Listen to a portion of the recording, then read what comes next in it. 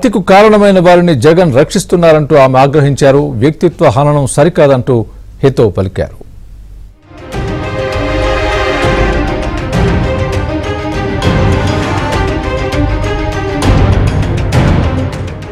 AP CM Jaganmohan రెడ్డికి YS Viveka సతీమణి సౌభాగ్యమ్మ బహిరంగ లేఖ రాశారు.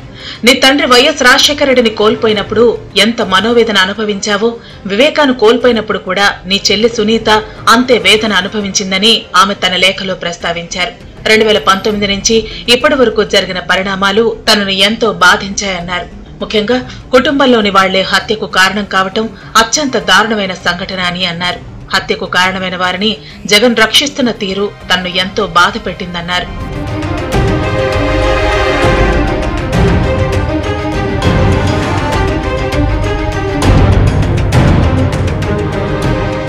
జగన్ కు సౌభాగ్యమ్మ అనేక ప్రశ్నలు సంధించారు. న్యాయం కోసం పోరాటం చేస్తున్నా నీ చెల్లెళ్లను హేళన చేస్తూ నిందలు మోపుతున్నారు. కొంతమంది దాడులకు తెగబడే స్థాయికి దిగజారుతున్నా నీకు పట్టడం లేదా? సునీతకు మద్దతుగా నిలిచి పోరాడుతున్న షర్మిలను టార్గెట్ చేస్తుంటే నిమ్మకు నీరెత్తినట్లు ఉండటమేంటి? కుటుంబ సభ్యునిగా కాకపోయినా రాష్ట్ర ముఖ్యమంత్రిగా ఇదేనా నీ కర్తవ్యం? ఇంకా బాధించే అంశం హత్యకు కారకులైన వారికి మళ్లీ ఎంపీ అభ్యర్థిగా అవకాశం కల్పించటం. ఇది సమంజసమా?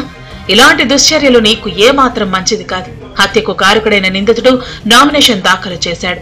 చివరి ప్రయత్నంగా ప్రార్థిస్తున్న రాగద్వేషాలకు అతీతంగా పాలన సాగిస్తానని ప్రమాణం చేసిన ముఖ్యమంత్రిగా న్యాయం, ధర్మం, నిజం వైపు నిలబడాలని వేడుకుంటున్నా అని సౌభాగ్యమ్మ తన లేఖలో పేర్కొన్నారు.